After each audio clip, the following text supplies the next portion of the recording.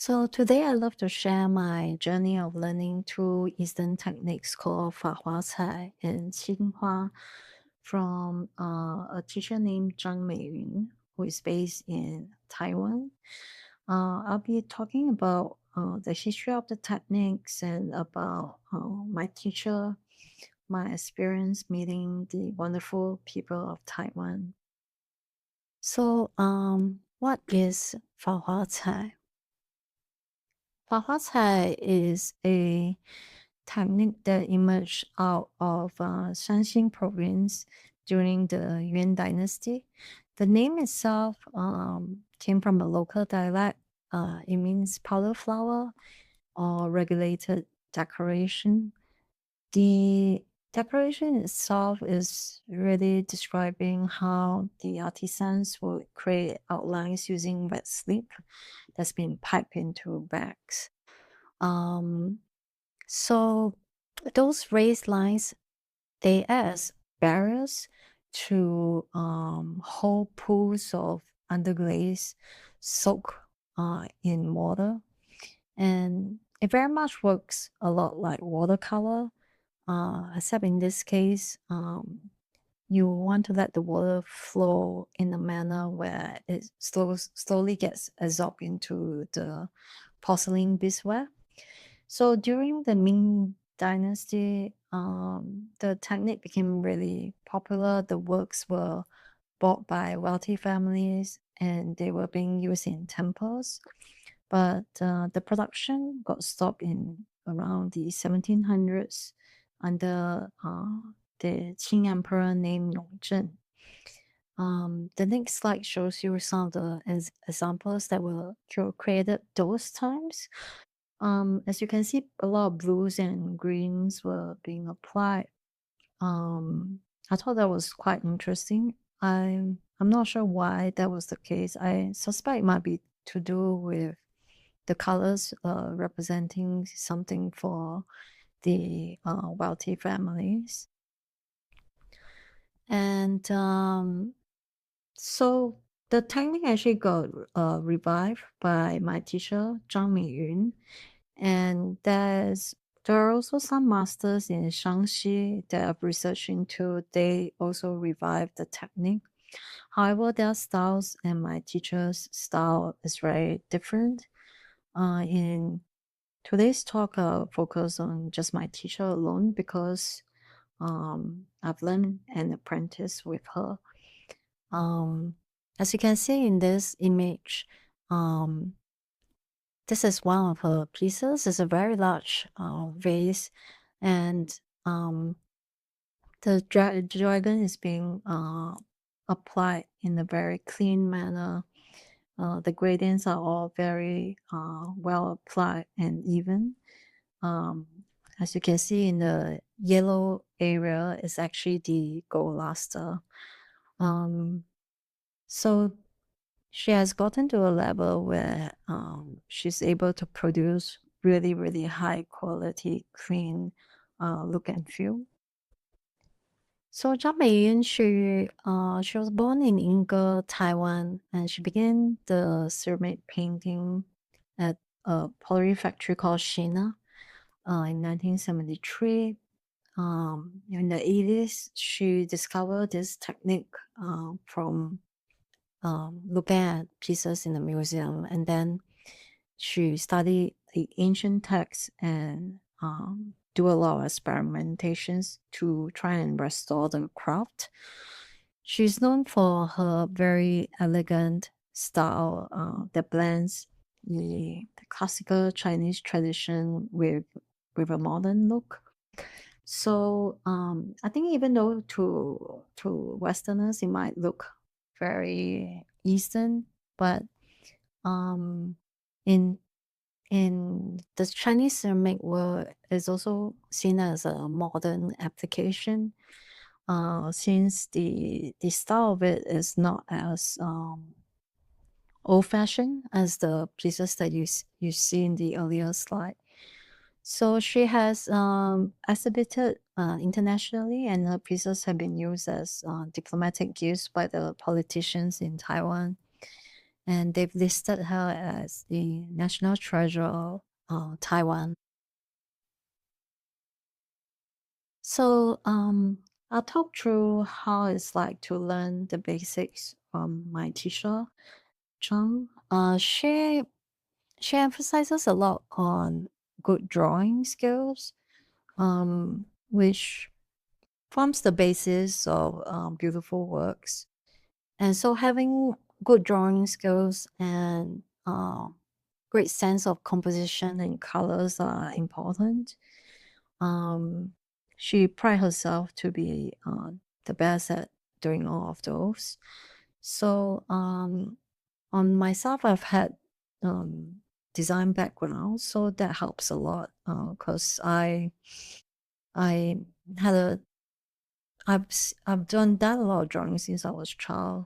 And I'm a designer by day, so that does help. But it's not to say that one cannot develop those skills. I think anybody can try and develop the skills. As long as you study into drawing and composition and color theories. So I just like to talk about the beesware itself that my teacher used. She comes up with the idea of the designs of those teapots and cups and vases, and do a lot of communication with the slip casting master to create those. So in Taiwan, um, the process is not quite the same as the artists here. I think the ceramicists and potters in the Western world tends to feel like they have to do everything by themselves. Then only that piece belongs to them. But it's not the case in Taiwan and China. In Taiwan and China, doing such intricate work, they would actually have one person focus at each stage. In this case, my teacher has the slipcaster design this beeswares, and in their world, this is seen as designs that belong to her, and that she is the thinker and the designer behind the beesware. That said, I have such great respect for this slip casting master. To me, he is also an artist because he's been able to refine this beeswares to such a high quality level that personally I've told him I think he's an artist too, although he disagree. He's a very humble man, and he also gave me a lot of good advice as I was also considering doing slip casting, since the decoration, the work to do with the decoration is very time consuming. But he has told me it requires too many equipments to do slip casting, and that it's better that I stick to doing throwing. That said, I've been able to purchase beesware plates to practice and also to supply to students who may come and learn. I've only just started the school, and yeah, hopefully people would be keen to come and learn this wonderful technique. So this is the slip casting master who I really like, and he's such a wonderful, cheerful man. He and his wife runs a breakfast place in the morning in order to survive the trade. I think being in the pottery business is really hard since COVID times. His business has come down and it's not as good as in the past. And so they started a food business in the morning, and he does the steak casting in the afternoon. And just like to show you the stages of the Fa Hua Cai. On the left image, you can see the raised outlines, which is made of wet clay, the slip itself. So we use a squeeze bottle to do this. There's a company in UK that also does a similar um, application, but they do this on pieces that's just been slip casted instead of doing it on bisware. So that's something you could explore too if you like to try that. Um, the floating wash is done using very wet underglaze mixed with water and then applied between the lines. So the idea is to not have the bristles touch the bisware, and then move the water with the brush so that a gradual dark to light is being created. And you create really nice gradient. So when the pool of underglaze water get collected at the bottom line, this create the darker shades as pigments settle into the bottom. As you can see, each petal has got light to dark, and that's what I meant by the pool of water collects at the bottom of each petal. And then finally, a clear glaze is being sprayed over the decorated areas. This man on the right, his name is Hong Yi. He's my teacher's son, so he's in charge of doing the clear glaze. And so with the firing is done in the gas kiln. Reason being, you get a better color effect and outcomes from a gas kiln, and especially to do with blue and white painting. So with the Qing Hua cobalt oxide paint, they tend to look better being fired from a gas kiln. As for myself, I use electric kiln because, as we all know, in Australia, applying for council licenses to get a gas kiln is really difficult. So I just have a small electric kiln to do my firing. And to be honest, the results are actually not bad. Like I feel it's fine. My teacher told me to simply use an electric kiln. So these are some examples of her work. And I'd like to talk about Qing Hua, which is the second technique. This is also using a floating wash technique. And every time you paint with the cobalt oxide wash, try and mix it each time you soak the brush with the paint. That's because the pigments tend to fall to the bottom of the plate. And so having an even wash is important, and therefore mixing frequently as you load the brush is vital. As you can see on the picture, there's a rice paper. You can also use the rice paper to soak in the water, place it on the plate, and have the paper absorb the paint from the brush. And then it creates the effect you see, which is the shape of the rabbit. So this is my recent work. I painted rabbits because sometimes when I go out in the night walking by fresh water, the bunny tends to come out, and I thought they were really cute, and it was like a moonlit night. So that kind of inspires this piece. I'd like to talk about the comparison between the Qing Hua and Fa Hua techniques. So, as you can see on the top image is a flat surface, and the outlines were done using just the cobalt oxide and a fine brush, whereas on the bottom, the outlines were made of the raised wet slip that holds the pools of colors. So these two techniques were often combined together in my teacher's works. I'll talk about my journey with my teacher Chang.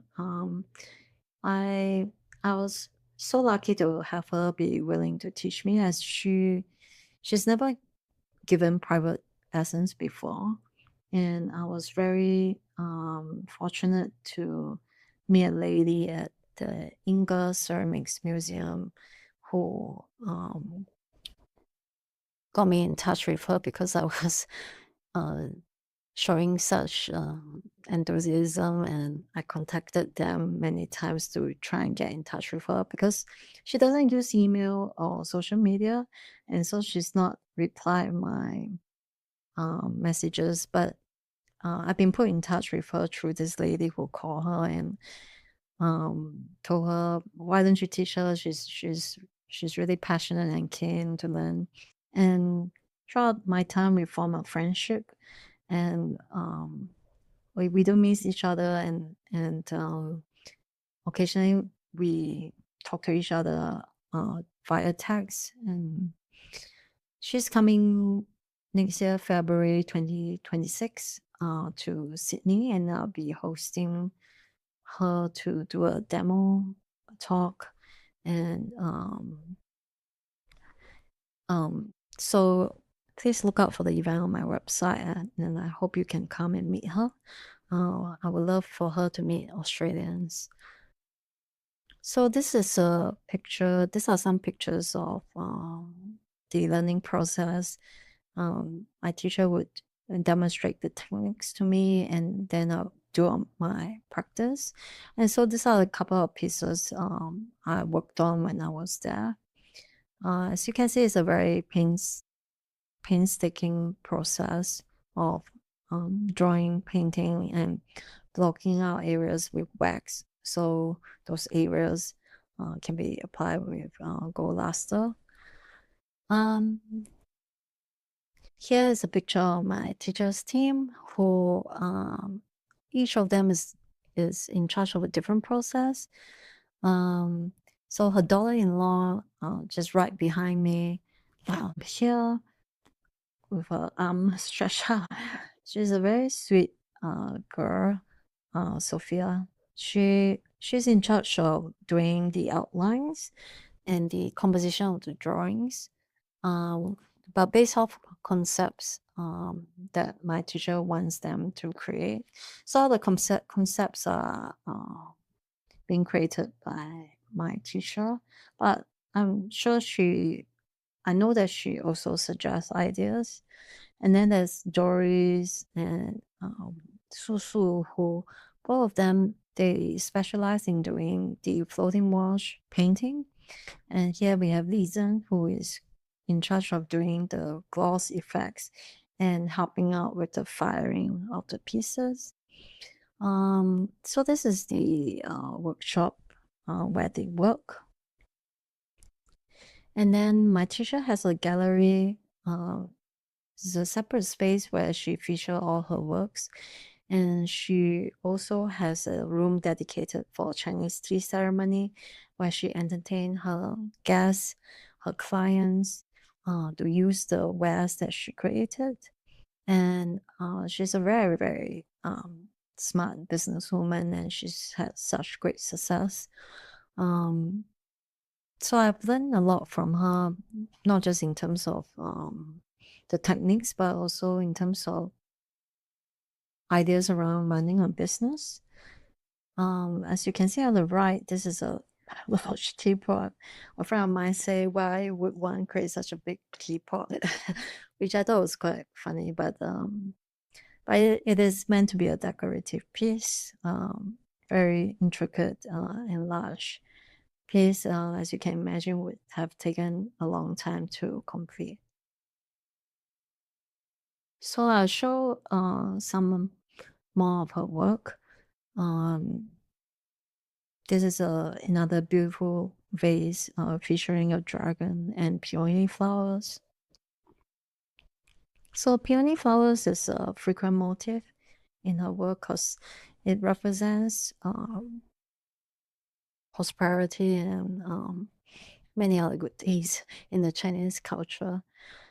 She also take inspiration from motifs in Taiwan. As on the right, you can see these birds. These are unique to Taipei, to Taiwan. So yeah, she does take inspiration from the nature there. And these are more of her work that will feature in other galleries. So typically they are priced pretty high. I was asked how much it would cost for one vase. I would say I, uh, it can go anywhere between 8,000 to $20,000 depending on the size. These are more of her work, and the butterflies one is my favorite. So yeah, I would talk about my artwork and my journey of uh, training myself since I came back from Taipei. And so, as you can see, this is one of the first successful piece I made. So I painted the hibiscus, which were commonly seen in the neighborhood of DY. I love the ocean and snorkel a lot, so the waves are a frequent motif in my work. So yeah, the ocean has provided me a lot of healing through the years, and it's something that's I think the ocean is very close to my heart, so I often paint them. On the left, you can see a pair of whale sharks. I've snorkeled with them a couple of times before. It was such a great experience. And so I I painted this when I was in Taipei training with my teacher. She was really happy with the results. So this is done with the cobalt oxide, the blue and white paint, but with a more antique blue color. In terms of this cobalt oxide, in China you can buy different shades. They call it the ancient shade or the modern shade. This one is more ornate look. And then in the middle, you have a piece that's being painted with gold luster. I've taken inspiration from a batik fabric, which is like a wax dye fabric. And then the third one is a pair of koi fish with flowers. I found on the internet. There's like there are some flowers that are grown in Australia and wild. And this shows this is these are the works that I was doing when I came back. So when I came back, I started practicing a lot. It took quite some time to get good at applying the wet slips, and getting beautiful curves of raised wet slip. Um, they're not they're not too easy to do. It requires a lot of practice.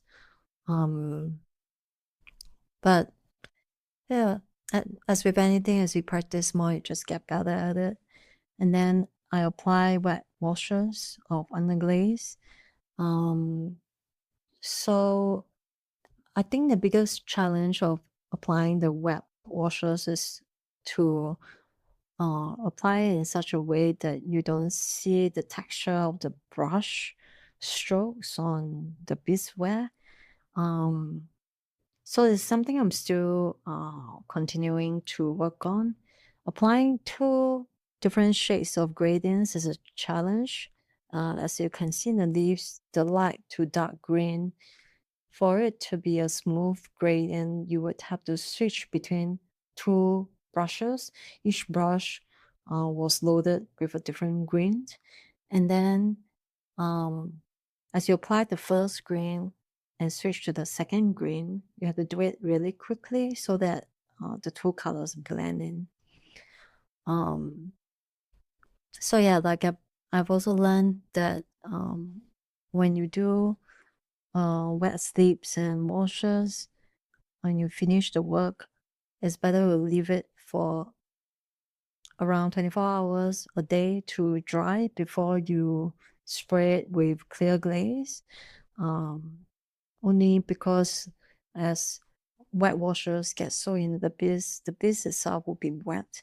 If you spray the piece with clear glaze too soon, and when you fire it, you will get bubbles in the final finish. So that was what happened to me in this instance, and it's a lesson I've learned. And so these are the recent completed work I did. I finished this around 2 weeks ago, and yeah, I'm glad that I've been able to complete a full cycle of applying all the techniques I've learned from my teacher. It's a very long and painstaking process, but I've learned a lot from it. I try to do motifs based on Australian nature and culture, and so yeah, in this case, I did a painting of water.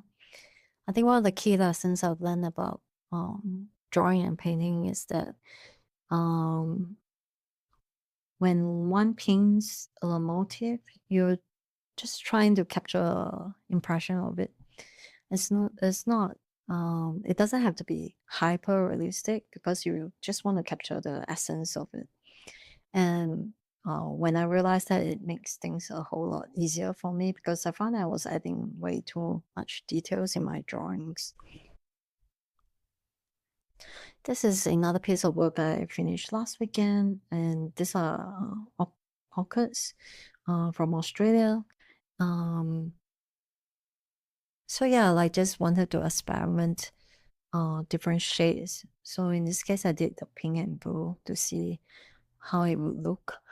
Overall, I'm quite happy with the results. I think there are still, obviously, still areas I know I can improve on, and but they are all great learning pieces for me to continue refining the techniques. Yeah, I thought it would be nice to also talk about the drawing as well. So before I went to Taiwan, I specialized in doing a lot of teawares. So I make the teapots from scratch, from drawing to shaping the spout by hand, pulling the handle and putting it all together, making really tight lids and a little filter on the inside of the teapot. Obviously, they're very tedious to do. So I'm gonna be getting back to teapots next year because I do miss making it. And these examples, these are the Qing Hua blue and white underglaze techniques. After all the pieces have been fired and completed, I apply China painting in order to get more refined details.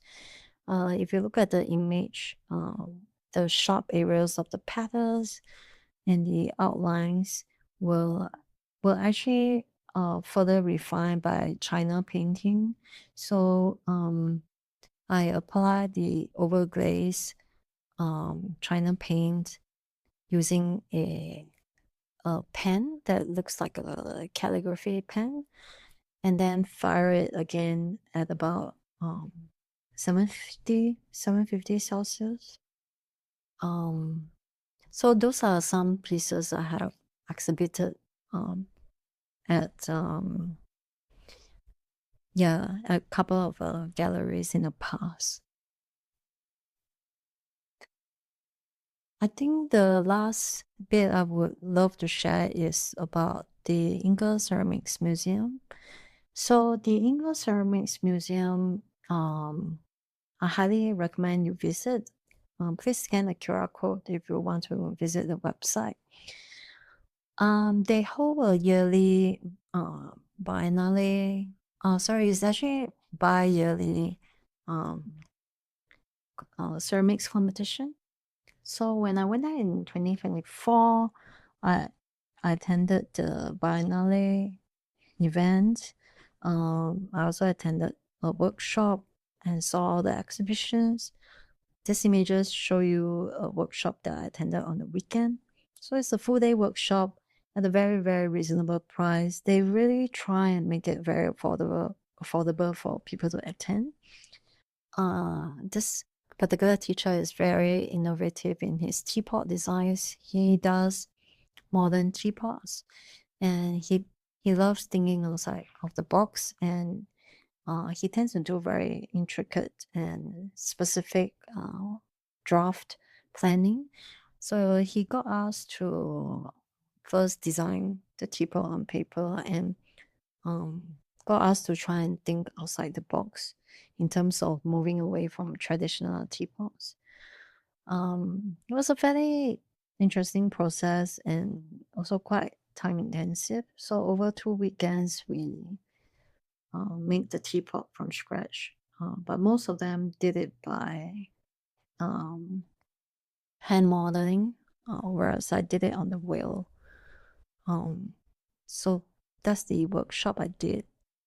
And then the ceramics biennale was a great international forum.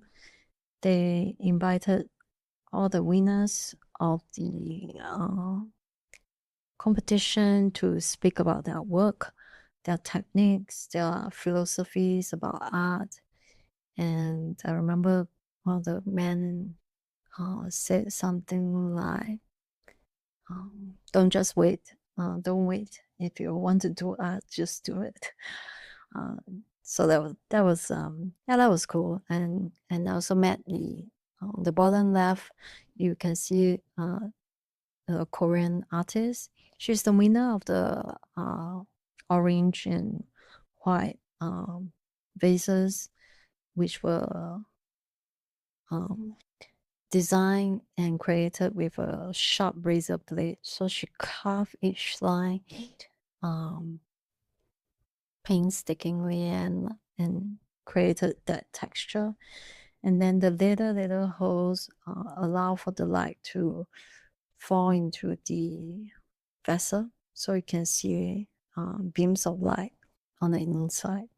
And so she won the gold prize. I was really lucky to meet her at the museum and got to know her, and we had very deep conversations about pursuing art and ceramics. And then the other two pictures are the other silver and grand prize winners. The middle one with the feathers, if I'm not wrong, if I don't recall wrongly, she's a French artist. And then the one on the right is a Japanese artist. So I actually met all these artists on the ceramics tour. During the tour, we were brought by the museum to go meet the local artist. This artist, his surname is Chang Mei Yun. He is a very incredible potter who can do mass production of teawares, teapots and cups all in the same size. And she can even make beautiful wooden handles, as you can see on the bottom right. That's a really beautiful teapot with a wooden handle and wooden knob. I really love how he created those little cups on the top, right? These are actually test tiles he used to test all the recipes of glazes he created. He also made his own tools. In the middle, you can see he's made this silver, there's a metal bar where he can rest his arms on to create the work more quickly. So, this artist, unfortunately, he became partially blind. As you can see in the picture on the left, he's wearing a sunglass. he got partially blind from having glaze spray into his, like, fell into his eyes by accident. I don't know how it happened, but yeah, it's sad, but I guess it happens. So yeah, he also has back injuries from doing so too much drawing. So, but he's still very passionate about his work. He still can see somewhat, so he still does pottery work, but he's going to move into teaching the next few years. On the left, right behind him is actually a wood fire kiln. It's very large. He built it all by himself, and he's got two of this just on the bottom hill of where the cafe is. He actually runs a cafe too that uses his pottery. Very smart business guy also. Yeah, they are all really incredible in that they were able to make a living out of pottery. And here is another artist on the left. The person holding up the paper, he's holding up a paper of his designs. So he dropped out the designs of his sculptures, wall hang sculptures on large paper, and then kind of plan it out that way. And then he created the pieces into separate ones and then assemble them together on the wall. In these images, you could see he has a love for clouds. And when he was asked why make so many clouds, he said it's just something he loved since he was a child. He was just drawn to this eastern looking clouds. So I really love his work, and he has a very, very large kiln, probably a size of a small storeroom. Yeah, so it was a really great tour. And so that was it. If you have any question and answers, please feel free to contact me via Instagram or email. I'm happy to answer any questions you have. I run workshops in Manly and in Sydney. It's located at the Artist Precinct. I'm just next to Australian Bronze. If you love to come take a class, please let me know. Thank you for having a look at my journey in Taiwan, and I hope you get a chance to visit Taiwan as well. There are so many talented ceramicists and potters there. I highly recommend visiting the museum and meeting the wonderful people there. They are so loving, friendly, so warm, and caring. You will fall in love with Taiwanese, and you'll never forget the experience. Thanks again for listening to my talk. I really appreciate your time.